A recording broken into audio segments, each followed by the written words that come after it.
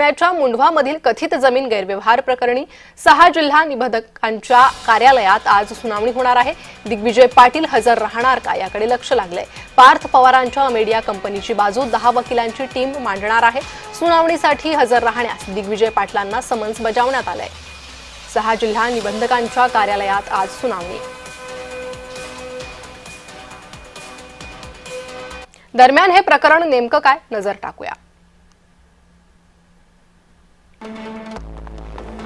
मुळशी तालुक्यातील मौजे मुंढवा इथं 300 कोटींच्या जमिनीची खरेदी खत नोंदणी करण्यात आली।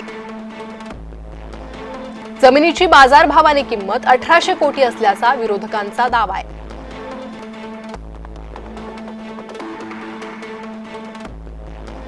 महार वतनाची ही जमीन आहे।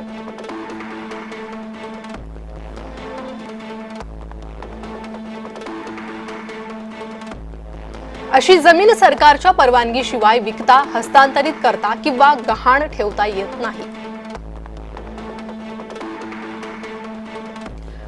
25 मे 2025 रोजी जमिनीचा व्यवहार झाला।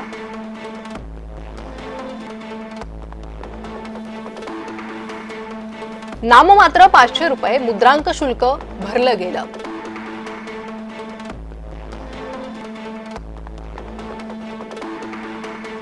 या व्यवहारात 21 कोटींचं मुद्रांक शुल्क भरणं अनिवार्य होतं।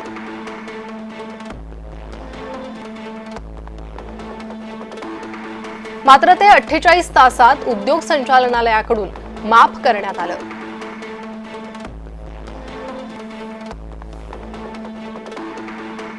...1973 साली ही संबंधित जमीन सरकारनं बोटॅनिकल सर्व्हे ऑफ इंडिया या केंद्र सरकारच्या संस्थेला 2038 पर्यंत दिली होती। 2006 साली शीतल तेजवानी यांनी इतर 272 पक्षकारांबरोबरीनं पॉवर ऑफ अटर्नी करून घेतली।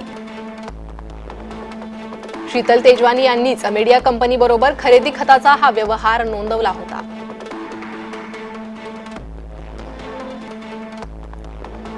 आरोपींमध्ये शीतल किशनचंद तेजवानी, दिग्विजय अमरसिंह पाटील आणि रवींद्र बाळकृष्ण तारू यांची नावे आहेत।